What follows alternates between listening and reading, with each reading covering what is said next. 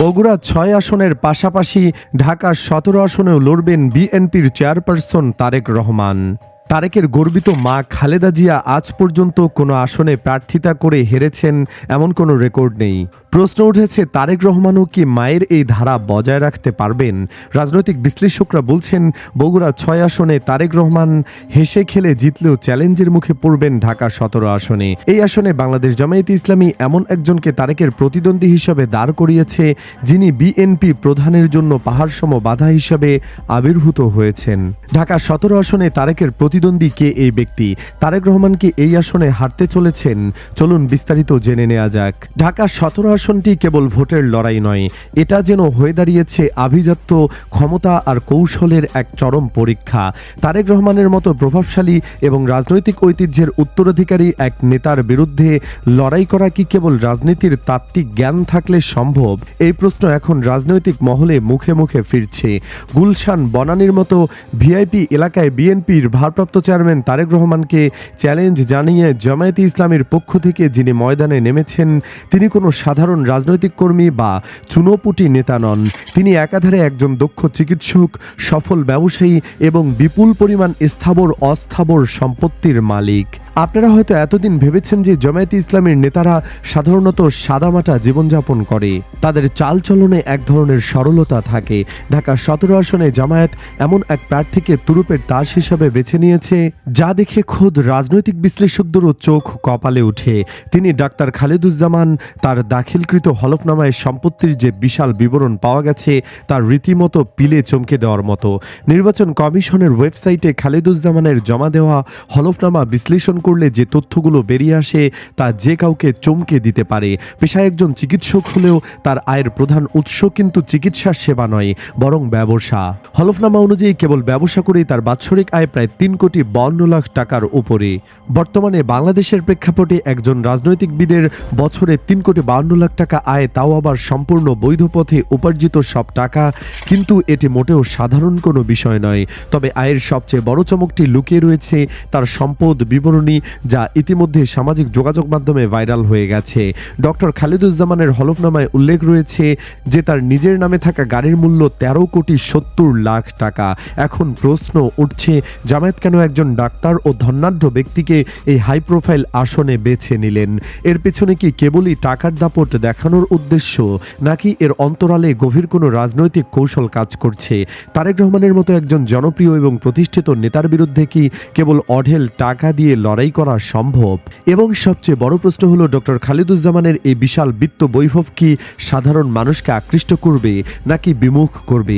এই প্রশ্নের উত্তর খুঁজতে হলে আমাদের প্রথমে বুঝতে হবে ঢাকা ১৭ আসনে ভোটারদের চরিত্র বা ডেমোগ্রাফি। গুলশান, বনানী ও বারিধারা এলাকায় বাংলাদেশের পাওয়ার করিডোর হিসেবে পরিচিত। এখানকার ভোটাররা সাধারণত খেটে খাওয়া মানুষ নন, বরং এখানে বাস করেন দেশের শীর্ষস্থানীয় ব্যবসায়ী, কূটনৈতিক ব্যক্তিত্ব, উচ্চপদস্থ আমলা এবং এলিট সোসাইটির প্রতিনিধিরা। এই শ্রেণীর ভোটারদের কাছে পৌঁছতে হলে এমন একজন প্রার্থীর প্রয়োজন হয় যারা সামাজিক মর্যাদা, পেশাগত পরিচয় এবং আর্থিক সক্ষমতা তাদের লেভেলের সাথে সামঞ্জস্যপূর্ণ। জামায়াত এখানে অত্যন্ত সচেতনভাবে এবং স্মার্টলি একটি টার্গেট সেট করেছে। তারা ডক্টর এস.এম. খালেদুজ্জামানকে সামনে নিয়ে এসেছেন কারণ তিনি একাধারে একজন চিকিৎসক, যা একটি সম্মানজনক পেশা, এবং সফল ব্যবসায়ী, যা তাকে একটি কর্পোরেট দুনিয়ার মানুষের কাছে গ্রহণযোগ্য করে তুলেছে। তারেক রহমানের যে দল খালেদুজ্জামানের জনপ্রিয়তায় ভীত, তা বুঝে যাচ্ছে আরও একটি কারণে।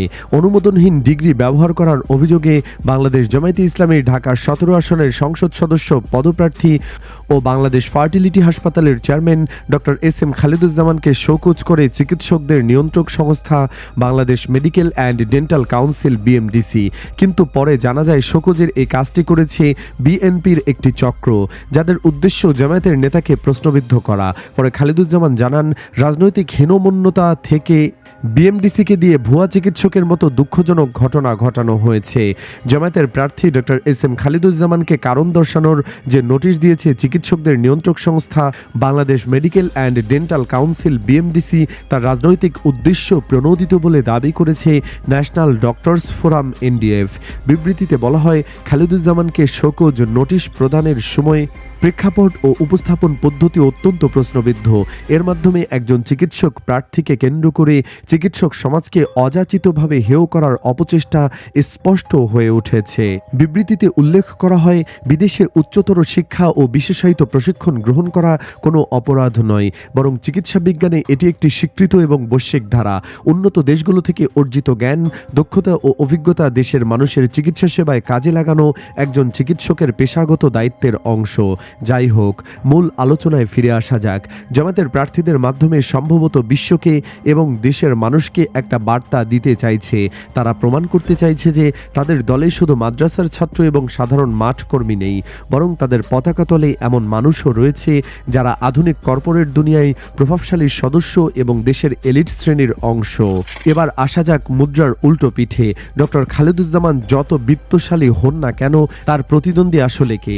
তিনি হলেন তারেক রহমান, বাংলাদেশের রাজনীতির বর্তমান সময়ের সবচেয়ে আলোচিত, শক্তিশালী এবং প্রভাবশালী নাম। তারেক রহমানের জনপ্রিয়তা এবং তার রাজনৈতিক অবস্থানকে কেবল টাকার অঙ্কে পরিমাপ করা অসম্ভব। তার পেছনে রয়েছে বিএনপির এক বিশাল এবং সুসংগঠিত ভোট ব্যাংক, শহীদ রাষ্ট্রপতি জিয়াউর রহমানের লেগেসি এবং দীর্ঘ 16 বছরের আন্দোলন, সংগ্রাম ও ত্যাগ তিতিক্ষার ইমেজ। গুলশান বনানীর সচেতন ভোটাররা হয়তো কেবল টাকা দেখে ভোট দেবে না, তারা বিচার করবে জাতীয় রাজনীতির বৃহত্তর সমীকরণ এবং রাজনৈতিক জোটের প্রভাব। কিন্তু জামায়াত এখানে একটি স্ট্র্যাটেজিক বা কৌশলগত খেলা খেলেছে। তারেক রহমানের বিরুদ্ধে এমন একজন শক্তিশালী, প্রভাবশালী ও সম্পদশালী প্রার্থী দাঁড় করিয়ে তারা বিএনপিকে একটি প্রচ্ছন্ন ও পরোক্ষ বার্তা দিতে চাইছে। সেই বার্তাটি হলো, জামায়াত এখন আর আগের মতো দুর্বল অবস্থায় নেই। তারা এখন বিএনপির শীর্ষ পর্যায়ের নেতাদের নির্বাচনী ময়দানে চ্যালেঞ্জ জানানোর ক্ষমতা রাখে। এটি আসলে কেবল একটি আসনের ভোটের লড়াই নয়, এটি হলো রাজনৈতিক শক্তি ও ক্ষমতার এক বিশাল প্রদর্শনী। রাজনৈতিক বিশ্লেষকদের মতে ডক্টর খালেদুজ্জামান সম্ভবত কেবল জয়ের জন্যই লড়ছেন না, বরং তার এই লড়াইয়ের অন্যতম উদ্দেশ্য হলো জামাতের দীর্ঘদিনের রাজনৈতিক ব্র্যান্ড এবং ভাবমূর্তি পরিবর্তন করা। তাই বিশাল সম্পদের হলফনামা জনসম্মুখে আসার মাধ্যমে জামাত বিশ্ব জুড়ে জানান দিল যে অর্থনৈতিকভাবে তারা এখন দেশে যে কোনো বড় রাজনৈতিক দলের সাথে পাল্লা দেওয়ার ক্ষমতা অর্জন করেছে। সব মিলিয়ে ঢাকার 17 আসনে এই আসন্ন ভোট যুদ্ধ এক ত্রিমাত্রিক যুদ্ধে রূপ নিতে যাচ্ছে। একদিকে তারেক রহমানের প্রতি মানুষের আবেগ, রাজনৈতিক ঐতিহ্য এবং বিশাল জনসমর্থন, অন্যদিকে ডক্টর এস.এম. খালিদ জামানের বিশাল বৃত্ত, পেশাদার ইমেজ, জামায়াতের নতুন কৌশল।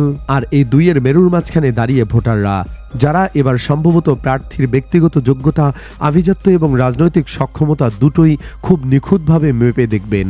সবশেষে বলা যায়, ঢাকা 17 আসনের এই লড়াই 2026 সালের সাধারণ নির্বাচনের ইতিহাসে একটি অন্যতম চমকপ্রদ অধ্যায় হতে যাচ্ছে। তবে এখন দেখার বিষয়, জামায়াতের এই পেশাদার সম্পদশালী নেতা তারেক রহমানের জনপ্রিয়তা প্রবল স্রোতে কতটা সময় টিকে থাকতে পারেন। একটি বিষয় এখন দিবালোকের মতো নিশ্চিত, যে জামায়াত তাদের প্রার্থী নির্বাচনে যে চমক দেখিয়েছে তা বাংলাদেশের রাজনীতিতে একটি নতুন সমীকরণের ইঙ্গিত দিচ্ছে। তারা স্পষ্টভাবে বুঝিয়ে দিলেন যে কেবল মাঠের রাজনীতি নয়, বরং ড্রয়িং রুমের আভিজাত্য রাজনীতিতেও তারা সমানভাবে প্রস্তুত। সুপ্রিয় দর্শক, জামায়াত কি পারবে ঢাকার 17 আসন ছিনিয়ে নিয়ে ইতিহাস গড়তে? কমেন্ট বক্সে জানিয়ে দিন আপনার মতামত।